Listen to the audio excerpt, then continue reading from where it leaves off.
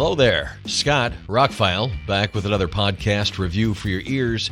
Going to be talking about the new 4K edition of Bullet Train.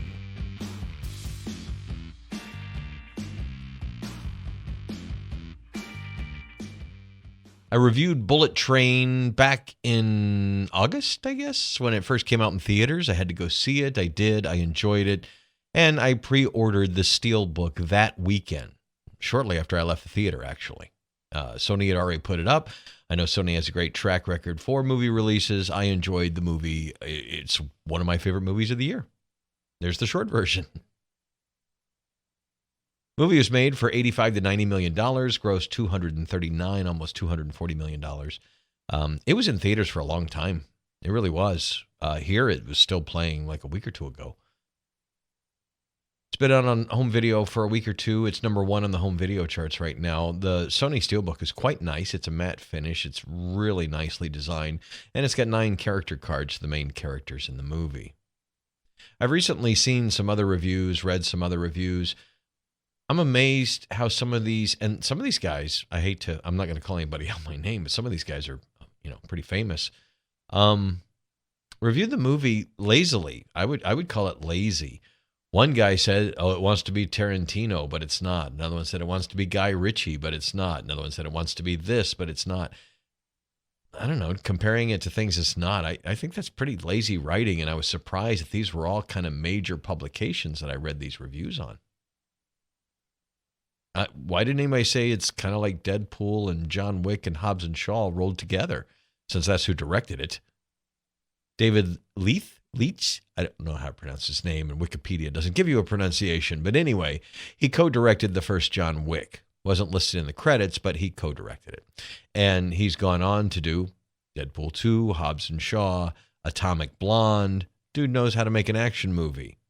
So Anton Fuqua, the director, had the idea to take this Japanese book and turn it into a movie. And then got, David to direct it. Got a decent budget, Brad Pitt to star in it, and it's an all-star cast. It's a great cast. I won't go into too many of the details about the movie because I've already reviewed it, but let's just say watching it again, I found even more pleasure in it. I continued to laugh out loud at things maybe I didn't catch the first time. It was a different experience at home because in the movie I had one of those large ices and a large popcorn, and it's a 2-hour and 6-minute movie, and by the end of the movie I was about to explode. It's not a movie you want to get up for. At home, at least I can hit pause if I need to. The Blu-ray 4K is spectacular. It's one of the best releases of the year. It's Dolby Atmos, killer soundtrack. Looks fantastic. Very sharp, very 4K crispy. I'm pretty sure it's native 4K transfer.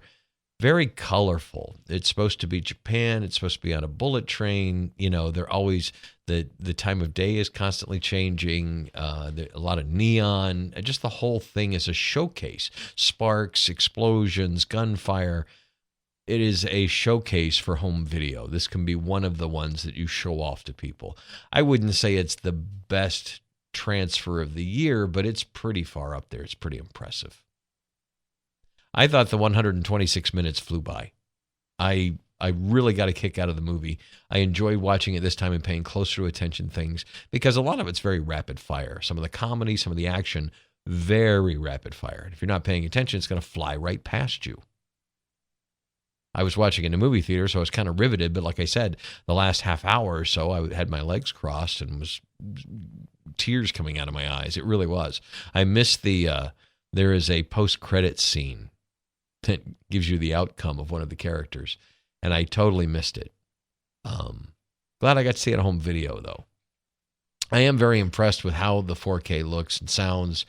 I'm glad I bought it. Watching it this time, it's something that, when friends come over, this joins that small group of movies. For me, that started back with movies like Predator. They're action, they're comedy, they're crowd-pleasing, they're a little bit deeper than the average action movie, and they're something that people can watch even if they've seen it over and over again. Aliens was kind of that way, but definitely Predator was one of those kind of movies. In modern times, the Deadpool movies are those kind of movies. I would even say John Wick, even though they're not funny, you got to admit some of the over-the-top action kind of is funny. It's there for a well, a kind of black, dark humor, I guess. And this movie is chock full of dark humor. I mean, that's a lot of it. That's his forte, what he's done with his previous movies. But I would say this has a bit more comedy than something like Atomic Blonde, probably more in line with the Hobbs and Shaw. Kind of feels that kind of feel, but a more R-rated feel to it, obviously. There's a lot more violence than Hobbs and Shaw, because Hobbs and Shaw was going for that PG-13. This is a little bit more Deadpool, but restrained Deadpool. There's violence and people get cut up, but it's not as gory as it could be. Although one particular big actor's end is pretty gnarly for, modern movies. All in all, though, if you're looking for a rated R action movie that is nonstop fun, action, comedy, try to figure out the plot, a little bit of mystery kind of thing going on, Bullet Train's great, and it's a fabulous 4K edition. Like I said, the HDR, it's Dolby Vision HDR, Dolby Atmos surround sound. There was some decent height channels. It's a really good mix, especially there's obviously a crash scene in it. That was pretty spectacular. There is a lot of overhead effects, but nothing that's not... I would say this is a very accurate mix. The overhead stuff that's there should be overhead. Does that make any sense?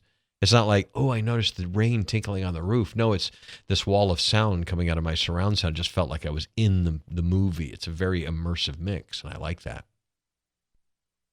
Compared to other movies I've watched recently, it is one of the better mixes and one of the better pictures of the year, and I'll put it in my top 5 probably at the end of the year. And movie-wise, it's one of those cult classics now that will be in my collection forever, because it's one of those movies I'll pull out when I'm in the mood for something like this. The Brad Pitt character has this philosophical dilemma going on.